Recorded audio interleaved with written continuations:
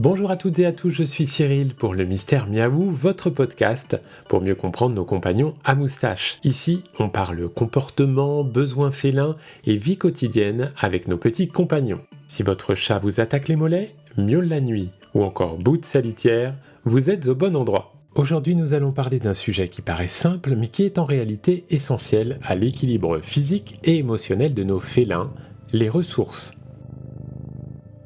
Et vous allez voir que la manière dont elles sont présentes, réparties et variées dans votre foyer peut totalement changer la qualité de vie de votre chat ou de vos chats si vous en avez plusieurs.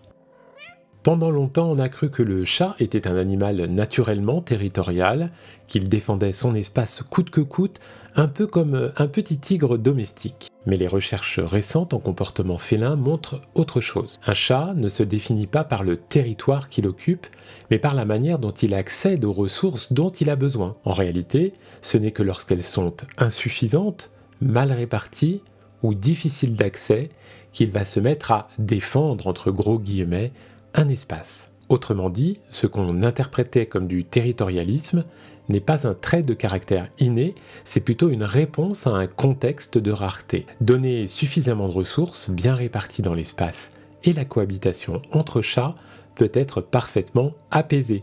Et même avec un seul chat, un environnement riche en ressources va favoriser son équilibre émotionnel et sa curiosité. Si j'ai tout ce qu'il me faut, je partage. Enfin, presque.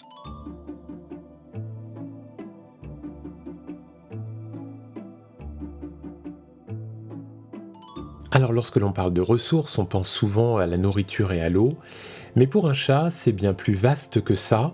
Une ressource, c'est tout ce qui contribue à son bien-être au quotidien, tout ce qui répond à ses besoins vitaux, physiques, comportementaux et sociaux. Commençons par l'eau. Dans la nature, un chat ne se désaltère pas toujours au même endroit. Il peut trouver de l'eau de pluie dans une feuille, dans un ruisseau ou dans une flaque. En intérieur, lui offrir plusieurs points d'eau, éloignés de la nourriture, recrée cette diversité. Certains chats préfèrent une gamelle en céramique, d'autres aiment l'eau en mouvement d'une fontaine, la majorité d'ailleurs. Proposer plusieurs options, c'est donc lui permettre de choisir. Passons à la nourriture. Là encore, dans la nature, elle ne se trouve pas toujours au même endroit. On a rarement un bol de croquettes au pied d'un arbre, comme dirait un certain expert comportementaliste canadien. Cacher quelques croquettes dans un jouet de type Pipolino ou proposer des repas dans différentes pièces de votre habitation stimule son instinct de recherche. Et si vous avez plusieurs chats, plusieurs zones de distribution permettent d'éviter qu'un seul n'occupe le point d'alimentation en bloquant les autres. Les couchages sont aussi des ressources essentielles. Les chats aiment varier selon leur humeur. Parfois, ils cherchent la chaleur d'un panier au soleil, parfois la fraîcheur d'un carrelage, parfois la sécurité d'une cachette. Leur offrir un choix de lieux de repos à différentes hauteurs et avec des textures variées, c'est respecter ce besoin de diversité. Et puisqu'on parle de hauteur, c'est une ressource capitale pour un chat. Les points en hauteur lui offrent une vue dégagée, un sentiment de sécurité et la possibilité d'éviter des interactions non désirées. Un arbre à chat, des étagères sécurisées, le dessus d'un placard accessible, un hamac fixé à la fenêtre, tout cela enrichit son environnement. Les griffoirs sont également indispensables. Griffer est un comportement naturel qui permet d'entretenir les griffes, de s'étirer et de déposer des marqueurs visuels et olfactifs. Proposer différents formats, horizontaux, verticaux, en carton, en sisal, et les placer à des endroits stratégiques, notamment là où il aime déjà griffer, mais aussi et surtout près des lieux de repos ou de passage, est la meilleure façon de protéger votre mobilier tout en répondant à ses besoins. Vient ensuite un autre sujet important, les litières. Ici, la règle est simple, une par chat plus une supplémentaire. Un chat égale 2 litières, 2 chats égale 3, et ainsi de suite. Elles doivent être placées dans les endroits calmes, facilement accessibles, et surtout pas toutes regroupées. Un chat ne doit jamais avoir à passer devant un autre chat ou des obstacles pour y accéder. Et souvent la porte battante ou encore le toit sont des sortes d'obstacles. Enfin, n'oublions pas les jouets. Un chat va se lasser rapidement si on lui propose toujours la même stimulation. Varier les types ceux qui imitent les proies, qui volent comme les plumes, ceux qui rampent comme les ficelles, ou ceux qui roulent comme les balles, permet de maintenir son intérêt et de stimuler différents instincts de chasse.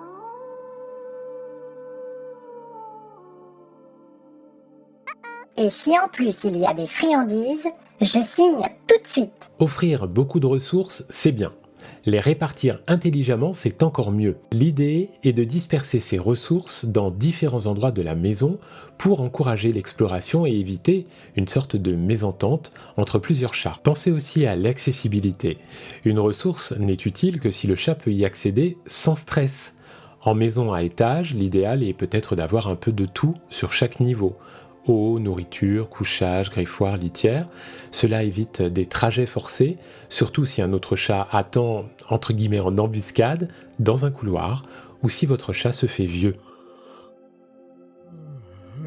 Quand un chat vit dans un environnement riche en ressources, il est plus détendu, plus actif et plus curieux. Les conflits diminuent, le stress baisse et beaucoup de comportements qui pouvaient vous gêner disparaissent naturellement. Vous le verrez explorer plus, dormir mieux, jouer davantage et interagir plus sereinement avec les autres animaux et avec vous. Et n'oubliez pas que vous aussi vous êtes une ressource. Votre temps, vos caresses, vos jeux, vos mots doux, parfois juste vos genoux, font partie de son équilibre. Si vous vivez avec plusieurs chats, veillez donc à partager équitablement votre attention. Même si, soyons honnêtes, c'est moi le préféré. En offrant variété, abondance et accessibilité, vous créez un environnement où vos chats peuvent cohabiter sereinement ou, pour un chat seul, un lieu où il va vraiment s'épanouir pleinement. Et souvenez-vous, la richesse de son environnement, c'est la richesse de toute sa petite vie. Merci d'avoir écouté le Mystère Miaou.